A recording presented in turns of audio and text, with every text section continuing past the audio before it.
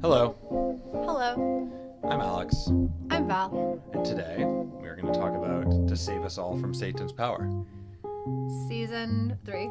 episode 10. Actually, today we're going to talk about this and the Telltale Musadel because we recorded them basically in a row. It's a Sunday. We had a little bit of time. We made some Italian food in between. It's the Christmas season here in New York. That's And right. so- How appropriate for this episode. Things have been a little busy, but we love doing this. It's fun. So it's a nice way to spend a day to record two of these Yeah, that's in a true. row. So this is a Christmas episode. Yeah. Do we have other Christmas episodes? Not that I can think of. Not that I can think of either. I wouldn't have thought going into this that Sopranos would even have a Christmas episode, but they do. You know, Of this sorts.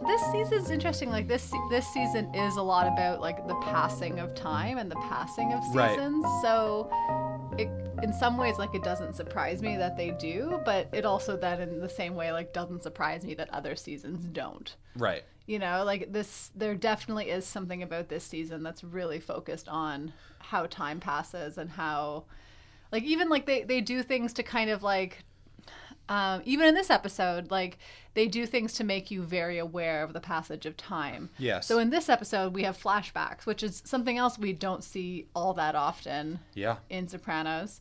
And these are even like a different kind of flashback because these are flashbacks, like the other flashbacks we've had are to things that we've seen before, right? Like they flash us back to past episodes. Yeah. These flashbacks / maybe dreams, I don't know, that happen in this episode are things that we've never seen before. These are actually like events from the past. And so again, like this season, this show is playing with the passage of time. They do really funny things to make us know that this is not happening in today's world, Yeah. right? Like Tony has hair again. Paulie does not have wings. Tony has like a little bit of extra front hair. His hairline's Yeah. still receding. Yeah. Paulie doesn't have his silver wings on his hair. Jackie Jr. is wearing some oversized khakis to make him look like a small child. He is. You know, characters that are dead are showing up like Jackie Sr., Yeah. like Pussy, like Gigi. Who else dead did we see? Was that it? It's a good question. I mean, we see like Junior in his prime, I guess, as like a powerful player. He He's still not looks dead, about the but same. Yeah. He kind of looks exactly the same. Yeah. I think those were all the dead people we saw. Yeah. But I don't know. So I like that this is a Christmas episode. It's been fun, at least for us, like because Thanksgiving fell for us around Thanksgiving this year, and now Right. it's like the middle of December. So Right. it kind of puts you in that kind of stressmas, as Melfi would say. Wow, so funny. What a great joke. She's hilarious, as we know. But yeah, like it kind of allows you to dive into some of the emotions and the stressors of the characters and stuff like that too. So that's Yeah. been kind of interesting. It's interesting. I mean, even the fact that like there's this Christmas episode and there's also like overt references to Thanksgiving earlier on in the season. Like they really are marking these holiday events within the season. So you do have a better sense of how time is passing than you typically do in other seasons. But it also, like, you know, like when you think about families and you think about traditions, like those things are big parts of the way that families get together. And we see in this episode, like it's a part of how this, you know, soprano biological family Yeah. gets together. But it is also a really big part of the mob family, right? They have this like really strong Christmas tradition Yeah. ever since Satrial killed himself. And that was going to be It's beautiful, really. Yeah, it was going to be a really sad Christmas. But then Johnny Boy dressed up like Santa. Or I don't know if he dressed up, but he started the tradition. Johnny Boy started the tradition. I don't know yeah. who the original Santa Pussy. was. I don't think that seems like that would be long ago. Remember, like we've seen flashbacks to that. Right. Good question. That's what I thought, but Oh, I think Yeah. it was probably someone else. But anyway, but Pussy did take on that role at some point. right. And he did it for a long time. He did. So he yeah, was I don't great at know. it. Like we see how like they have this tradition too, and so like the loss of somebody who used to be a big part of that tradition Yeah. brings up a lot of feelings in these characters, more than one character, right? Yeah.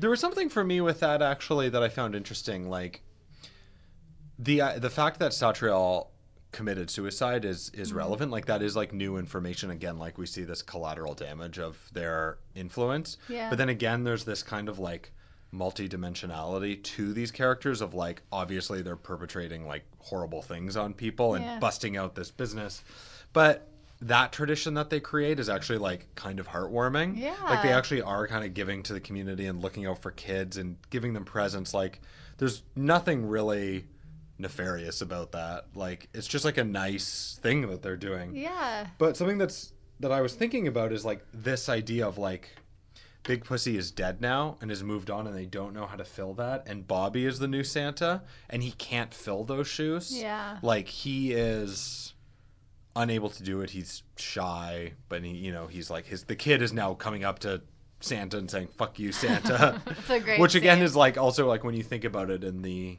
scheme of like heartwarming family traditions is like totally out of place. Like it almost for me like reflects this passage of time to like a new generation and like a new millennium, like a new century where like these things are almost like out of place and they've come in like after the end. Like it's kind of over. Yeah. Like once Big Pussy dies and Bobby takes over, like it's a pretty pale imitation of its past. Yeah, well, I think Chase is saying something here about like kind of like being nostalgic for the 90s, right? Like these flashbacks take place in 1995 and we're not that far away. We're in 2001. Yeah. But he's saying that there is something different now, right? Yeah. And you can see it. Like they show you it with the clothing. They show you it with like the kids that are lining up to see Santa. Yeah. Yeah, like he's definitely making commentary on it, and like we'll see, like as of next season, we'll have had events such as like September 11th happen, right? Like there is a shift, right? There is something, whether it's like generationally or just like culturally different that happens after the millennium, and he's like really on the pulse of capturing that, right? Like even the stuff like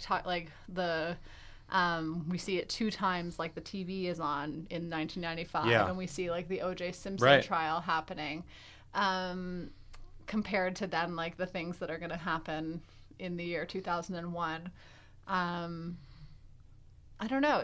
I find it like he's like, I mean, he's obviously a genius. I have no qualms about saying that, but like he's really on the pulse of some really interesting cultural phenomena that like I don't know if you in like looking back in the past you could be more aware of it, but he seemed to like kind of understand it in the moment. Interesting. In some ways too. So anyways, I think he's pretty great. Yeah. Yeah, I think that like that heartwarming aspect is kind of dead. Yeah. In this current day. Yeah. Like it's just like it's kind of over, and actually like that one thing they were doing that actually like brought some increased dimension to these characters, making you kind of like feel kind of like heartwarmed towards them or whatever, is now like kind of gone, and it's kind of like a failure. Like it doesn't work, and now there's only like kind of these commercial or and also these feelings of sadness or like reflecting on murdering their friend. Like that's kind of all that's left for me. Yeah, no, it's true. And in the Soprano household, yeah, even Christmas, like even like Tony receiving a gift from Meadow, which to be fair is like a really shitty gift compared to all the expensive things that she received. Like you see her wearing like a Burberry coat, like, like with his tags on. Big Mouth Billy Bass is a pretty sweet present. I mean, I kind of want one now. Now I want one. Like I wonder how expensive they are on eBay. Probably not that much. Maybe we should get one. If any of you want to get us a present for Christmas, you can order us a Big Mouth Billy Bass. My uncle got one I remember that. My Uncle Barry got one for Christmas one year. Yeah, it's a great present. In the peak of Big Mouth Billy Bass. In the peak of Big Mouth. When was that? Mid-90s? The heyday? I think it was like around the early 2000s. I think this was like really when they came out. Yeah. The Big Mouth Billy Bass years. Yeah. The decade of bass. I mean, I think it was like a year of bass. It was like the Pizza Rat of 2003 or whatever. Exactly. But yeah, like all he's left with, like you don't see him receive any other gifts during this episode, right? Right. You see other people. You see AJ's got this scooter that he's scooting around on, and like a shitty sweater that he got from his nana. Right. I like how they leave that unresolved from Tony's list. Like, it says scooter, but then we never see him get the scooter. Well, we see him you transfer see him- cannolis and... Well, no, but we see AJ riding around on the scooter. Yeah, but that's how they kind of like complete that. Well, he says to Carm, "I got the scooter." Okay, that's right. I guess AJ just really wanted a scooter. Yeah. He wanted to scoot. Yeah, he's a scooter. We see Meadow get, gifts from an ugly heart necklace from Jackie Jr. Saying he'll always be true. He'll always be true. We'll talk about him later. We see Carmela get a diamond tennis bracelet or something like that. And then the only thing we see Tony get is this reminder that is like a silly gift, first of all. Yeah. But this reminder, like something that's like pretty deep and harmful for him, Yeah. And he, James Gandolfini, we say this all the time, but like... He's good at acting? He's good at acting. Yeah, he's pretty good. I mean, I think, I don't know if anyone said this before, but James Gandolfini... Is good at acting. Is really good at acting. Was really good at acting. Wow. Tall statement. I know. But I always, whatever. I always, get excited about it. But the scene where he is, trying to hide his emotions from Meadow and the rest of the family, and you see, all of them laughing... And you see, his facial expressions are so complex and they're so real. And I have no idea how he gets himself into that mindset where he can, actually be so genuine in those moments. It's amazing. But yeah, he gets this gift that's, capturing a lot of his sadness and his psyche at this time where he is, remembering his friends. So. I think, that is a part of it, and it is a continuing aspect of this show, is that the joy of everyday life is ruined for Tony Soprano and his mob family based on their actions. Their life is completely compromised by their decisions and their behavior. And I think that fun gift is completely ruined and ends up representing something so different than it's intended. Yeah. Strictly based on who they are and who they've become and what they've done.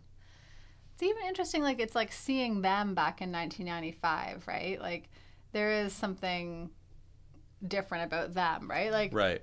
With Jackie Sr. as the boss. Yeah. Tony's, you were reminding me, he was their hired gun, basically, right? He was their muscle. I think he was like a capo. Yeah. Yeah, at that point. He's like a captain. I mean... Was he a captain at that point? Okay. Yeah, I think so. Okay. And he has his crew. Yeah, I think so. Yeah, I think that's kind of where he was. But he was definitely senior, but he wasn't running things. Right. Yeah. You see Christopher, who's even younger than he is now, whatever he was, getting kind of around, sandwiches, Yeah.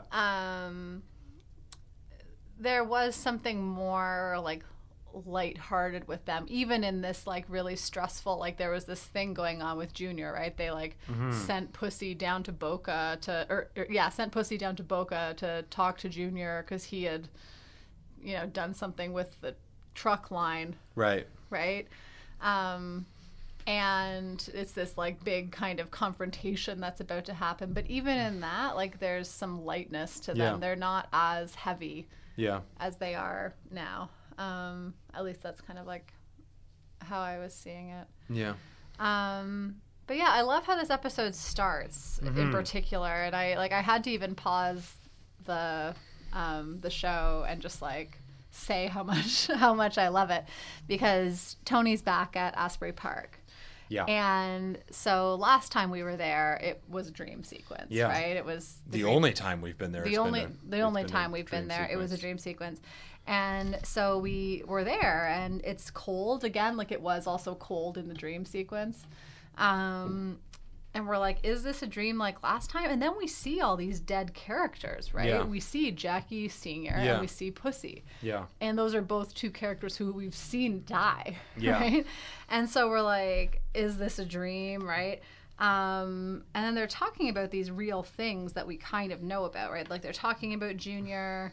They're talking about Jackie Jr. They're talking about Pussy's money struggles to send his kids to Villanova, and that he's selling H to pay for it, right? Which all kind of, again, comes back.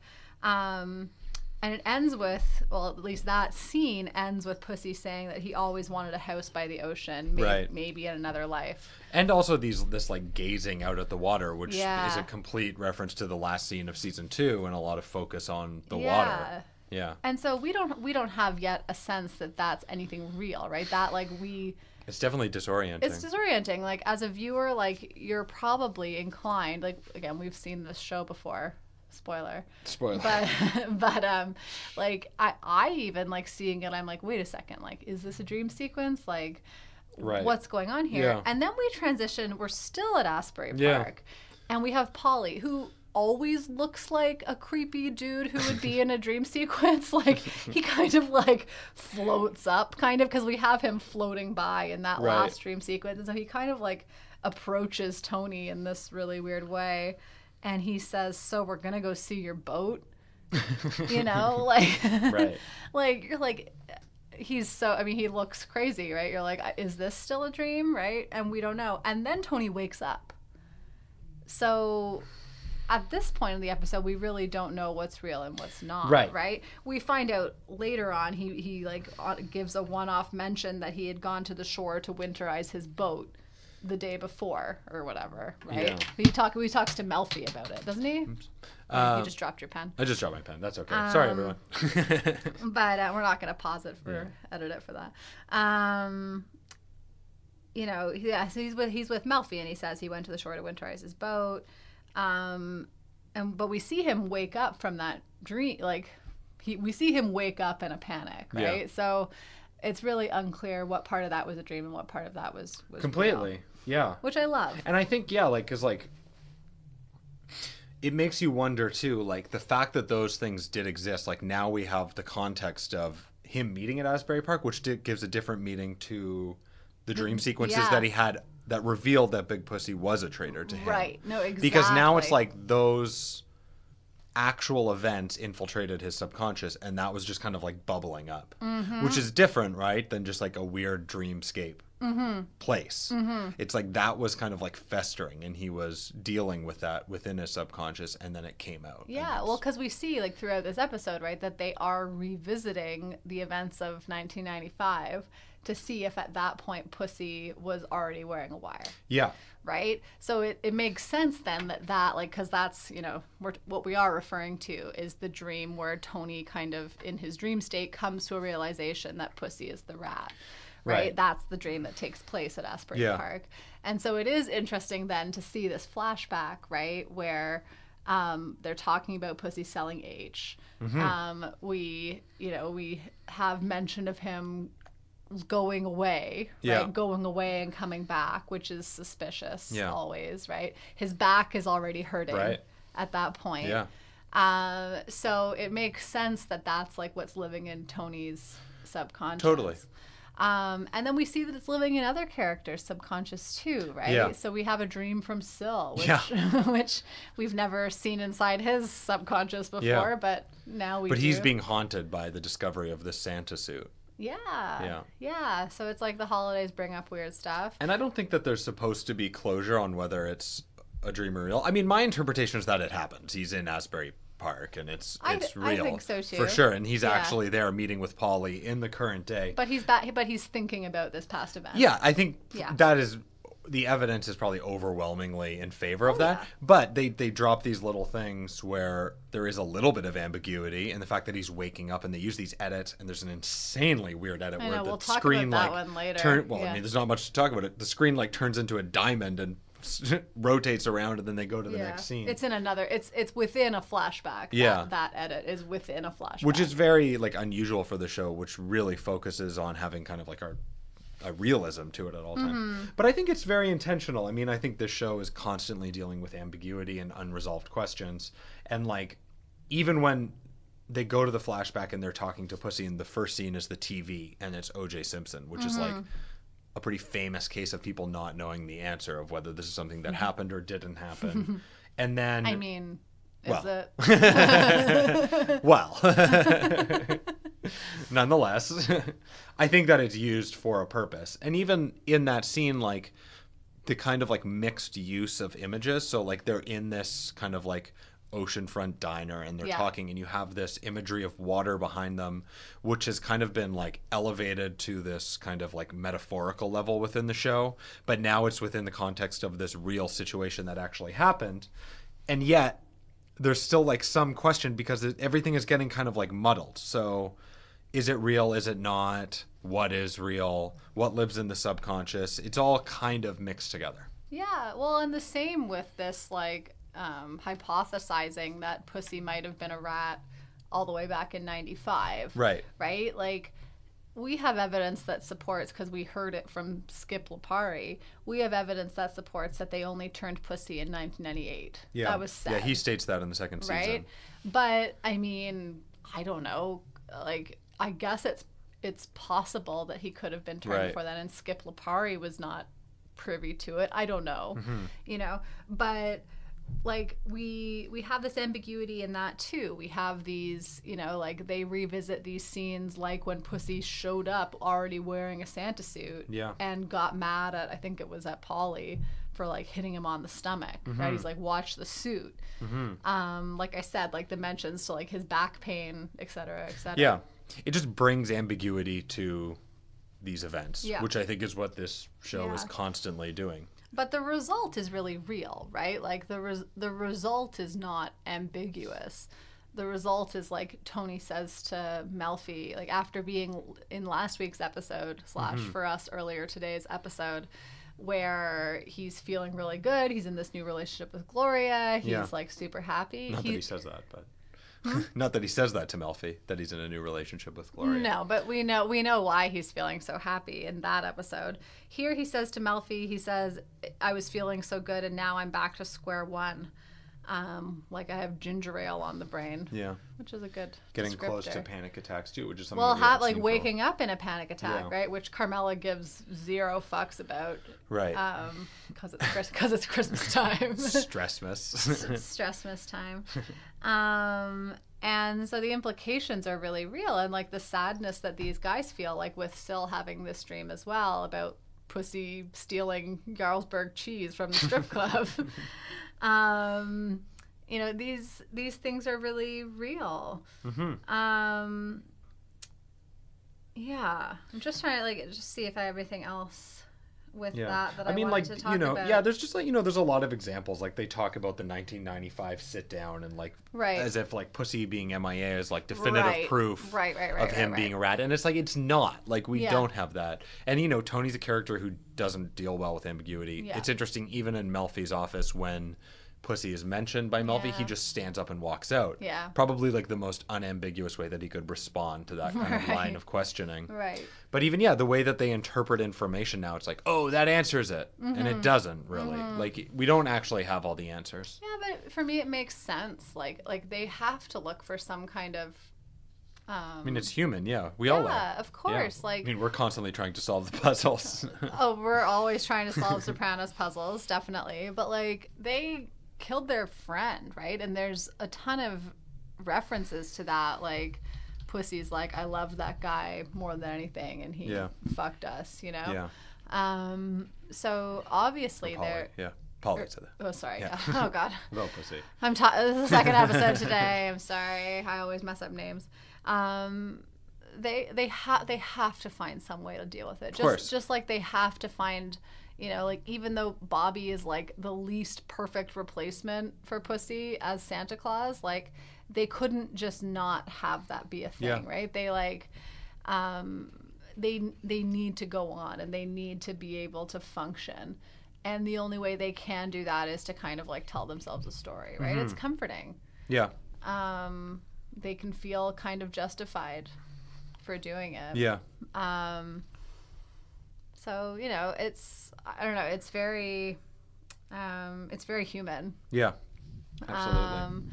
And I think that's like what I love about this show a lot, is that they really like make you question the things that you consider to be unambiguous. Yeah. In that as well. So Yeah. Definitely. I think it's important. What else do we have going on in this episode? Well, we have Janice showing her true colors again. Yeah. Oh, Janice. Yeah. So we're kind of like, we've had a while since we've dealt with this, but we go back to Janice's interaction with the Russian mob. Right. And so we see Tony going to his Russian connections, who work at like a weird Russian showgirl banquet hall. And we see him going to his contacts there, who also seem to launder money for him. Right. They transfer cannolis. Transfer cannolis. Yeah. I wasn't sure what he meant. I was like, I really like cannolis. I don't like transferring them. I like to eat them.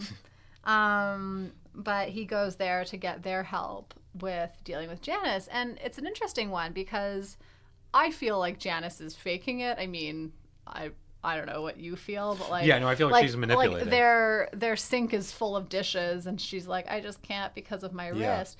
But actually, Tony is like, it really hurts, huh? Mm-hmm. Like, Tony actually... Their relationship is pretty fascinating in this, yeah. Yeah, like, even with, like, because within all this other stuff that he's facing, right? Like, he's definitely, like, going through something with Christmas and pussy and all this kind of stuff. He doesn't have the same, like, maybe bullshit radar for Janice as he sometimes does. He's like, it really hurts, huh? And then he's like, you know what? Like, I'm going to deal with this, right? And so he carries out... not a hit, like they don't kill him, but he's the one, like he's like, no, I'm gonna do this, and he put, like, Tony's not going around killing that many folks or hurting that many folks these days, you know, like he sends other people to do that shit for him. And then when Janice finds out, right, then Janice sees it on like TV, overwhelmed and emotional, and for me it's like her response is that she's like, it's so emotional because it's like her brother cared for her so much, which is so weird and toxic and bizarre. But I mean, I don't know when Tony kind of like last did something like that for Janice. Right. Well, and Janice talks about, like, you know, it reminds her that it's like we need to talk about, like, the brother. The brother, like it's like brotherly love, or like, and they're like, you don't always see your siblings. Yeah. And that idea that, like, that is so moving to her, that her brother went and beat up this Russian who she would had very good cause to come and, you know, retrieve this leg. Like, it's a very kind of sick and twisted situation. Yeah.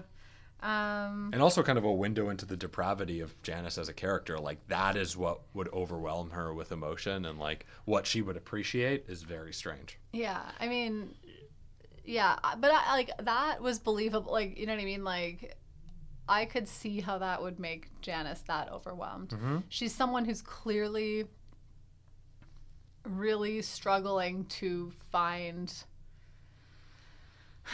not meaning. I mean, I think like she is in some ways seeking meaning, right? Like, she definitely seeks meaning through different religions and stuff like that.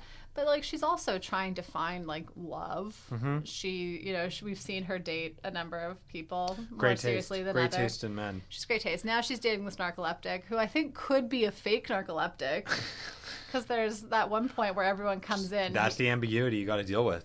Yeah. Is he, I think he is a narcoleptic, but as soon as Tony walks in, But you can use your narcolepsy. Right. Narcolepsy? Yeah. To your advantage, you know? Yeah. And he's this religious guy. So we also have, you know, we see her like using religion to try to make some money. Well, she even states that, you know, it's a good thing that it happened. It's the best thing because it led her to Christ and to the Christian music business. Like, it's this like business decision that she can like make money from like writing music, which pretty clearly has not happened yet. I doubt she's making big money. That song seemed very strange. Yeah. And I like when his blood clean stains. Yeah, that was funny. I like when Tony's still there, and what's the narcoleptic's name? What's her? Oh God, I know. You know, he's that guy. Alan. Christian. I thought it was Noah or something. I think it's Alan. I don't know. I think we're both wrong. Probably. Well, whatever. The narcoleptic, when he starts then like playing keyboard after he wakes up, and Tony just kind of like looks at him like. Right. It's pretty amazing. What else do we have here? So like, again, like the whole family element in this episode I think is like really, really strong, right? For both families, and like what those relationships mean, and what are the things that kind of bind people together, and how do you know that your family is loyal to you? And I think that's what Janice was kind of dealing with, right? Like, like she felt loyalty from Tony, that he was on her side. I don't know. The other thing that we have going on here, there's a couple things. We have the like, I always call it like the biological soprano, Christmas going on as well. So there's this, I think it's a really good scene where Carmela is sitting in front of the Christmas tree and she's drinking a glass of wine. And their house no longer has that weird music art over the fireplace. Their house is like very Christmas. Like it's like over the top Christmas. Yeah. And she's sitting there and Meadow comes in wearing a headband and she gets herself a wine glass and pours herself a glass of wine and sits with Carmela, and Carmela makes mention to the new angel on top of the tree. Like she's clearly like done some shopping. Like she's like, you know, done things to make Christmas fancy. Yeah. And then they're talking about this angel and they show like a close up of the angel, right? On the screen. But then when we see Carmela and Meadow looking at it, the tree is actually so big and so opulent that you can't even see the angel on top of the tree. And so I think that Chase is definitely here making commentary on Christmas generally, like what is Christmas, or and maybe what their is it? Interpretation of it. Well, the sure. way that they celebrate it. Yeah, but I think like, you know, like whatever, because we see it celebrated in all sorts of different ways, like, and we see kind of the symbolism. We hear music that is part of Christmas. Yeah. But I think it like, and then like, you know, with all the gift giving, like we mentioned before, I think there is this, I don't know, like I think he's obviously like skeptical of religion. I don't think that he would, I never get the sense that he's promoting religiosity, right? But he is kind of capturing, again, like maybe it's even like 1995 versus 2001, or just like, you know, giving us a picture of what it is to celebrate Christmas in the Soprano household. But it's definitely this like money-centric, opulent kind of celebration. Which is in counterpart in some ways to what the guys at Satriale's put on, which is like kind of like charitable. Yeah. In some ways too. Yeah. So I don't know. I just kind of like that scene. Like you couldn't even see what they were looking at because and this like the like tree was so ginormous. Yeah, the like intended focal point of Christmas is invisible. Yeah. Because it's like out of the frame. Yeah, exactly. Your focus ends up going elsewhere. And again, like, you know, I think that's, you know, I was reading an article recently about Christmas and like, you know, more so than ever, like there's, you know, more people who are not religious who are celebrating Christmas, right? It used to be like people kind of celebrated it more in tandem. Yeah. And now it's more and more that people who like aren't religious whatsoever but still celebrate this holiday. Yeah. So it's kind of interesting in light of that as well. Yeah. We also have in that scene, of course, like what at the Soprano Christmas, we have Jackie Jr. And so like Jackie Jr. is a big part of this episode, as he was in the past episode too. They are really propelling his story forward. They are. And I like that we see him as like a teenager who's just taken the SATs too back in 1995. Yeah. But we see him in this episode at a strip club, a different strip club. I don't know where this one is. Yeah. It's like I don't know if it's classier or not as classy as the Bing. Unknown. Or just on the same level as the Bing, I'm not sure. Same level, I think. Yeah. But just they're checking out the competition. Right. Same level of class. They go over there. And we see him getting a lap dance, and Tony, like that's one of the more violent scenes we've seen in a little bit. When he, especially coming from Tony.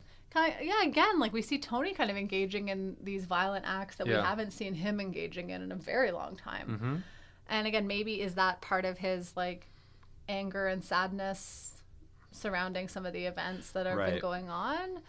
But he definitely doesn't seem like he's not the happy wanderer that we saw like whistling out of Melfi's office last week. There's definitely some stuff going on. But you know, like there's overlap in this episode between Tony and Jackie Jr., right? So and with last episode as well. I'm kind of glad we watched these two in the same day, to be honest with you, because we see again this continuation of gift giving. Yeah. And so we see Jackie Jr. So Jackie Jr. gets a lap dance. Tony's pissed, beats up Jackie Jr., finds out he has a gun, finds out he dropped out of Rutgers, or failed out of Rutgers. Yeah. And Tony's really disappointed at him, right? And that's why I think that flashback that he's in also, that he's like just taken the SATs and he's kind of like fresh and whatever. Like Tony says, like, I always told your dad, like, you were a good kid and you just keep like doing this kind of stuff, you know? But especially now that he's with Meadow, Tony has these really high expectations of him. But what Jackie Jr. is doing is not different than what Tony is doing to Carmela. No. And they're both then giving these gifts, right? But I think that's why Tony is like extra angry or extra judgmental about it, right? Like there is definitely something of himself that he sees in Jackie. Yeah. And maybe it's also like, again, like we haven't gotten to that yet, but when we think about Tony when he was a teenager, like he had another option too. Yeah. Was it a real option? Was it a real option for Jackie Jr.? I don't know. Yeah. But like, he's aware of these kind of like other paths that people could possibly take. Right. And especially when it's someone who kind of like so shadows his own, I don't know what the correct word for it is, but like shadows the things that Tony is also maybe like at his core ashamed of, or at least like is trying to cope with, that's like extra offensive to him and like makes him extra angry. And he doesn't, like he says even to Jackie Jr., like, I haven't decided what I'm going to do with you yet. Right? Yeah. And for me, like Jackie Jr.'s like intention of becoming like a Hugo Boss like designer is almost starting to sound to me like Tony's reminiscence of like being a patio furniture salesman, or even being a football player, right? Yeah, but it's like detached from reality. Like that's what it is. It's like kind of this pipe dream. Yeah, it's this like what if thing. But yeah, there was definitely like, again, with that gift giving, and like I love Tony's face in the background when Jackie Jr.'s giving Meadow that. Oh, and they have that like that shot that we've talked about before on the podcast, like where you have like Meadow and Jackie like clearly in like a one-on-one moment, but then framed in between them, like you see Tony and his reaction, like looking back at them. Like it's a really interesting shot, and kind of like captures the complicated chemistry between those three characters. Yeah, and it is complicated. Like I'm surprised, that by this point, Tony hasn't been like, you tell Meadow that you're not seeing her anymore. Yeah, it is surprising. You know, because. Yeah, I don't know. Like that does surprise me. Again, like maybe that's part of the whole complication that he does. I think he does see parts of himself or whatever. Like parts of Jackie Jr. are very close to who he is. Well, and also Jackie is like his like oldest friend, so it's complicated by that. Totally. And he hasn't figured it out. Like the worst transgressions by Jackie Jr. happened at the end of this episode, and he hasn't really like responded yet. So And Jackie Jr. again, his excuse is that he was at a bachelor party. Right. Yeah, he seems to be going to a lot of bachelor parties. Yeah, like he was clearly by himself there, just like he was clearly by himself at the casino last episode. He goes to a lot of bachelor parties. Seems it. But like he says to him, like he's worried about him breaking Meadow's heart if he knew, but at the same time he's doing the exact same thing to Carmela, right? So like like actually on a much larger scale. You know, but then he's also like super cruel to Carmela, right? Like he kind of like, that's a hard scene for him to watch. Yeah. When he like comes out and Carmela's like, "Where were you last night?" Yeah. And he says something. He's like, he was the prince of monogamy or something. He was the like poster boy. The poster boy of monogamy. Yeah, exactly. Yeah. And he says it in this like really cruel voice. And again, like he wasn't. Oh, as far as we know. Well, I guess he was at a strip club at some point. That was earlier, but I don't know. Like, just the way he says it to her. Yeah. Ugh, it's like it's brutal. It's really awful. And it's also like that turning of the tables, that like diverting of attention from his transgressions. Yeah, but we see it even like when, because Jackie gives Meadow that necklace, and like Carmela's like, let me see. Yeah. And then same when Tony gives Carmela that bracelet, Meadow's like, let me see, right? Like they're both really consumed with, even though there might be these other like transgressions or like issues going on, like they both are consumed with the material stuff that comes with it. And it's not to be like, you know, blaming them or whatever, you know, like, but that's definitely like, it is currency in this scenario. Yeah. And I guess the only other thing I really have is the stuff with Charmaine and I guess like by association Artie. Right. I love Charmaine. She's like one of the characters that I like. You don't get to see her that often, but she stands up for principle. She's one of the few characters. I think her joke about the FBI is pretty funny. It's pretty funny, yeah. Yeah, because they're all like distracted by her boobs also. Right. So Right. Yeah. I thought that was pretty funny. And you know, again, we see like that relationship. I mean, I guess there was other issues going on, but like a big part of the reason why that relationship disintegrated was also because of Tony. Yeah. You know, and she's aware of that. Yeah. She's like, you've already done this, and like now, like he's a disaster. Like you help him. Yeah. So, but anyways, I thought her joke was funny, and I do think she looks great. Yeah. Maybe she should divorce Artie. We'll see. Yeah. How about the title, To Save Us All from Satan's Power? Yeah. For me, it's interesting because so my Christian songs is not A+, but that's a Christian song. Okay, my Christmas songs are not A+. They're This is one of my favorite Christmas songs, okay. actually. God rest ye merry gentlemen. Okay, so what's the line? Jesus will save us? No. So let nothing you dismay. Yeah. For Jesus Christ, our Savior, was born on Christmas Day to save us all from Satan's power. Okay, so Jesus Christ. So the absence of him, like from the title, like who will save us from Satan's power? Like I think that is a recurring part of this show, and I think that this link to like Satan or Lucifer or whatever is something that gets built on Lucifer. Yeah, I don't know why I said that. Satan, same thing, whatever. But that's something that gets built on later on with some kind of like symbols and imagery that we see. And I think like all of these characters, like we were talking about in the last episode, like when people are confronted with a moral decision, people always kind of choose the route of convenience.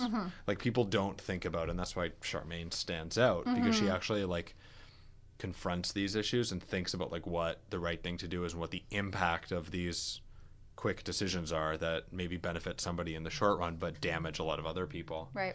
So like all of these characters I think are seduced by these like kind of damaging ideas and decisions. And I think like there is an absence of like a good force, like something that could save them from Satan's power. Yeah. And at the end of the day the characters are responsible for their own decisions and actions.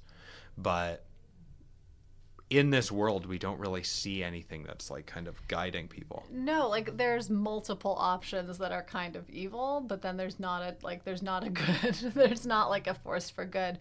We have like multiple pathways of bad, mostly. Yeah. It's not like a dichotomy. It's not good and evil. It's like evil and evil and evil and evil and like a little bit less evil. Yeah. That's about it. Pretty much, yeah. The only other thing I have is actually the really cool like cameo that was in this. I mean, cool. I thought it was cool. Okay. I think directors of cinematographers and DPs are like kind of like the coolest people out there. So anyway, director of photography for the show, I'm probably pronouncing this wrong, but Alik Sakharov, who worked on 38 episodes of the show as the DP and has done other stuff now like Game of Thrones as the director and cinematographer. He's the Russian bookkeeper that's kind of like he's like I'm already doing it. Yeah, exactly. Yeah. Anyway, I like those cameos. There's been a few now, but that's cool to see him popping up. Yeah, I do like when they do that too. Yeah. But, I mean, also I'm just such a big fan of like the cinematography in general on this show. I just think there's a pretty amazing eye. Every shot in this episode, or not this episode, in this show, is art. Yeah, really I is. think so. Yeah. So it was cool to see his face.